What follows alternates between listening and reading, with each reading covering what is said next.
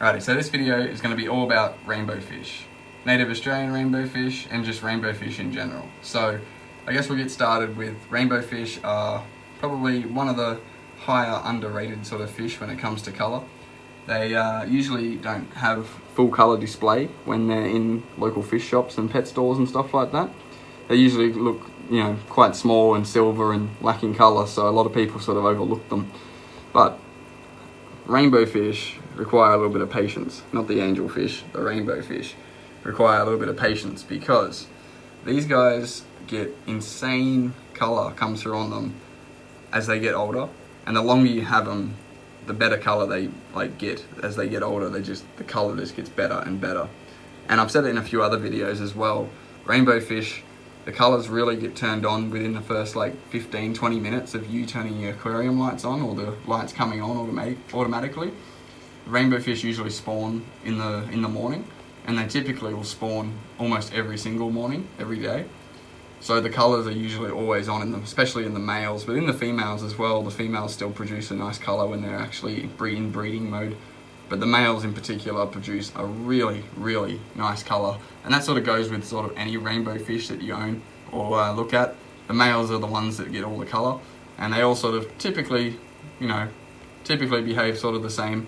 Some rainbow fish do like the higher pH, but most of your rainbow fish are going to enjoy a sort of a neutral sort of pH is sort of a guideline of where you sort of want the water parameters to be.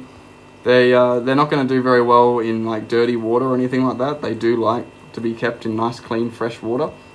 And again, with the pH being stable, sort of neutral is going to be pretty much fine for vast majority of the rainbow fish. Like I said, there are a couple of species of rainbow fish that do actually like a higher pH.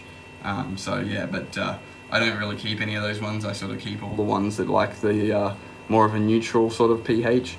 And these ones in particular are actually what they call Goyder River rainbows.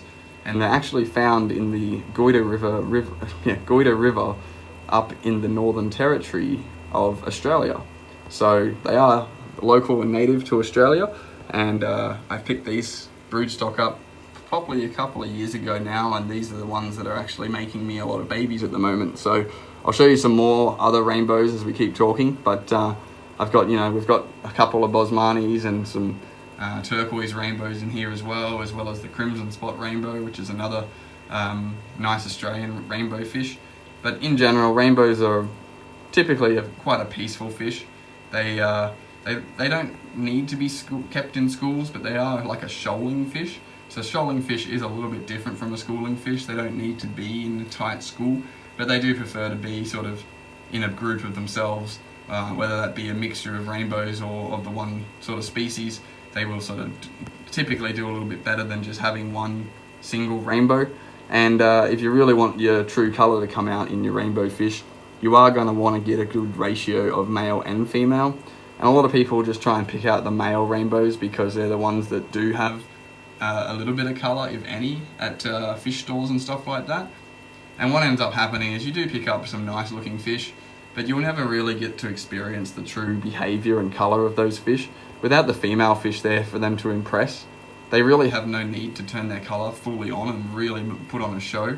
And when these guys are putting on a show, even the top of their head becomes all like a silvery white sort of look colour, and they start shaking their head and really putting that into display of the female. So it's quite an impressive show when you start sitting back and watching it happen. And I'm sure I've got some footage of them breeding in breeding mode and stuff like that. I'll try and put that in this video as well for you guys. But just into general, rainbow fish are a really decent, peaceful community fish. They're going to love a nice big planted tank. So nice heavily planted tank, rainbows are going to love.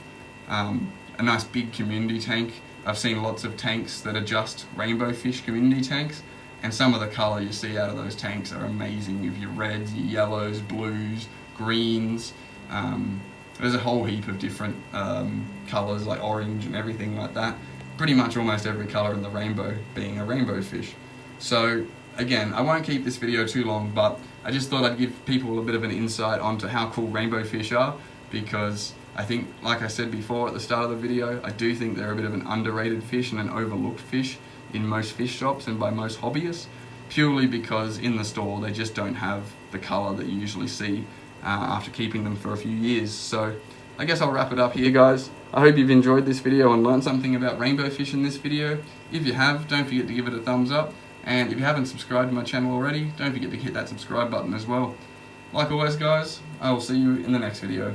Thanks for watching.